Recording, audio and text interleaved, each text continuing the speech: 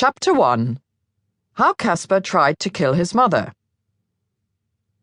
Caspar tried to kill me. He really did. I'm not joking. And to lay that charge on your son is quite a serious thing. And all because of his head. It was, and still is, just too darn big. Nice, Mom. Really nice. Already making fun of a newborn baby and we're only on page 1. This is going to be tough. Prior to his arrival on this planet in 1994, I was so looking forward to meeting the wee chap. I had a suitcase packed full of petit bateau baby grows, ready in the car to go to the hospital.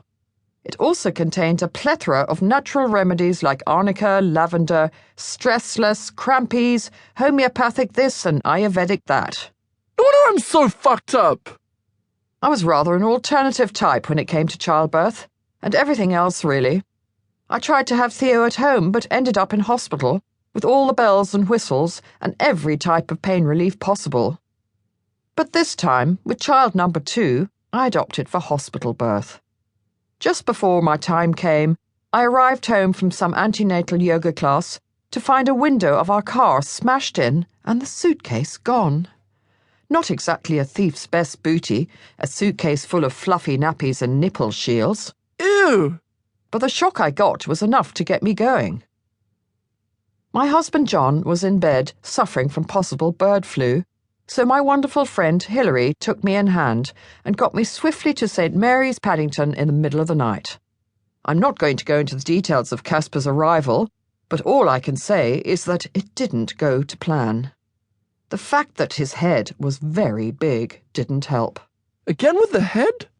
And I remember, just after his delivery, being completely surrounded by medics, drips, needles, monitors and bleepers.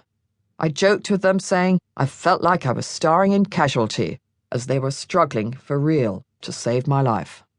Oh, wow. As my world dimmed, I remember being blissfully happy that our baby was fine, and I wasn't at all concerned about passing on myself. It was all very surreal. John, covered in a face mask and gown, held our beautiful newborn, while Hilary held my hand and tried not to faint at the sight of buckets of blood on the floor. Oh. We spent a good 8 hours recovering in the birthing theatre before being moved to the public ward. But since I was only half conscious, everything was a bit of a blur. A lot of noise, mostly from talking nurses, prevented sleep, and the next day they discovered something was wrong with our beautiful baby. Aside from my gigantic head? His eyes weren't opening properly and motherly panic set in. The high of giving birth and the near-death experience quickly gave way to uncontrollable sobbing. The paediatrician arrived and confirmed a serious bacterial eye infection, which meant that both Caspar and I would be required to remain in hospital for at least 2 weeks. I was too weak to stand up, and I felt as though the ground had been taken from under me. My baby was sick, and I was filled with despair. But fortunately, this horrible episode didn't last long at all. The outcome was good, more than good. Our medical insurance kicked in, and we were promptly moved to the luxury of the Lindo wing. So Caspar spent the first 2 weeks of his life in the manner to which he would have liked to have been accustomed. A 5-star private hospital suite where Prince George and Princess Charlotte also began their lives. I'm sure I've heard of them. The nursing was superb.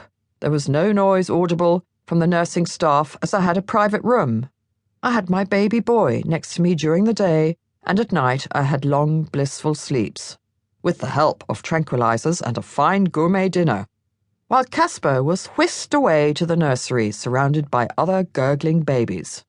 Dad, of course, was running around with his video camera filming everything in sight, knowing one day we'd all like to watch how the big-headed one started his days.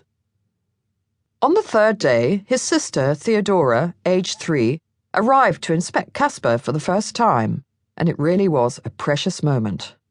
It was definitely love at first sight, and the ecstatic smile on her face when presented with a brand new ironing board, Caspar's gift to her, was enough to convince me of her undying sisterly loyalty for life.